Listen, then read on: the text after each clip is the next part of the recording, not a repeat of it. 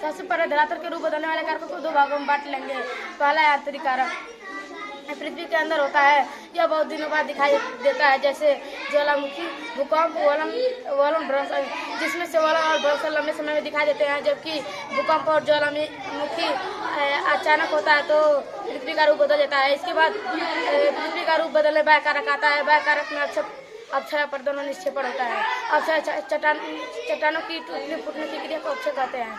अपर्दन चट्टानों की टूटने फूटने की क्रिया को अक्षय कहते हैं। चट्टानों अपर्दन, जब चट्टानें टूट फूट जाती है तो हवा वर्षा सूर्य उसके एक स्थान से दूसरे स्थान तक पहुंचा देते हैं तो उसे अपर्दन कहते हैं। निक्षेपण, जब चट्टानें टूट फूट जाती है और एक स्थान से दूसरे स्थान तक पहुंच जाती है और एकत्र हो जाता है तो उसे निक्षेपण कहते हैं।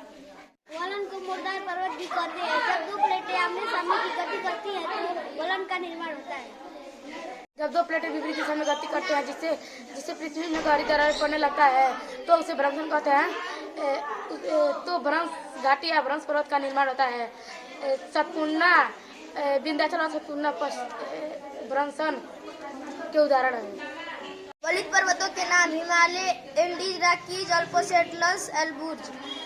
विसर्प, नदियाँ टेढ़े मेढ़े रास्तों से गुजरती है तो उसे हम विसर्प कहते हैं। छत्रकशिला, पवनों द्वारा छत्रकशिला का निर्माण होता है। प्रवाही जल भी आकार की घाटी बनाती है। जलप्रपात झरना बनाता है। डेल्टा गंगा और ब्रह्मपुत्र नदियां बनाती हैं।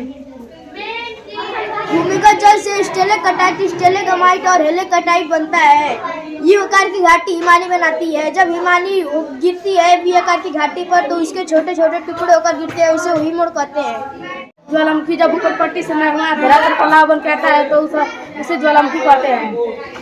ज्वालामुखी का अर्थ है जिसके मुख से आग निकलता है, उसमें से गैस, धुआं, कंकड़, पत्थर निकलते हैं। ज्वालामुखी से ग्रेनाइट पत्थरों का निर्माण होता है। भूकंप, जब पृथ्वी के धरातल पर अचानक कंपन होता है तो उसे हम भूकंप कहते हैं। अंडमान निकोबार द्वीप समूह बैरन द्वीप पर